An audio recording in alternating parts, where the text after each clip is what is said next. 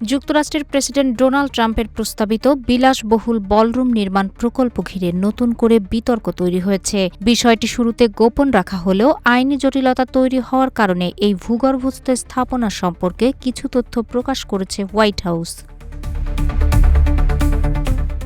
প্রস্তাবিত এই প্রকল্পে হোয়াইট হাউসের প্রায় ৯০,০০০ বর্গফুট জায়গা জুড়ে একটি বিশাল বলরুম নির্মাণের পরিকল্পনা ছিল, যার ব্যয় ধরা হয়েছিল প্রায় $৪০ কোটি।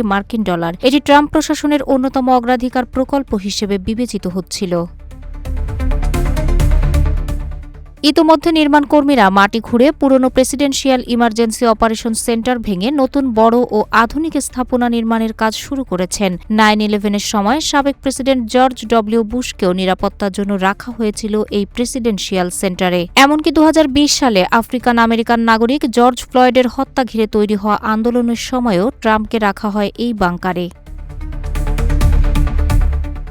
সম্প্রতি ট্রাম্প বলেছেন, তার পরিকল্পিত ৯০,০০০ বর্গফুটের বলরুমটি নিজের সামরিক স্থাপনাকে সুরক্ষা দেওয়ার জন্য কাজ করবে। তার দাবি, ভূগর্ভস্থ স্থাপনায় নিরাপদে বোমা রাখার ব্যবস্থা, উন্নত চিকিৎসা সুবিধা, এমনকি একটি হাসপাতালও থাকবে। পাশাপাশি থাকবে নিরাপদ যোগাযোগ ব্যবস্থা ও জীবাণু অস্ত্র মোকাবেলার ব্যবস্থা।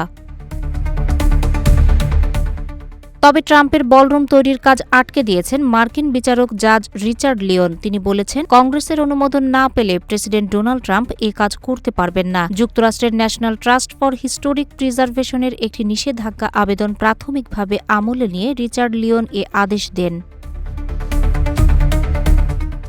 এদিকে ইউনাইটেড স্টেটস সিক্রেট সার্ভিস জানিয়েছে, নির্মাণ কাজ থেমে গেলে প্রেসিডেন্টের নিরাপত্তা বিঘ্নিত হতে পারে। প্রকল্পটি অসম্পূর্ণ থাকলে নিরাপত্তা ব্যবস্থায় ঘাটতি তৈরি হবে।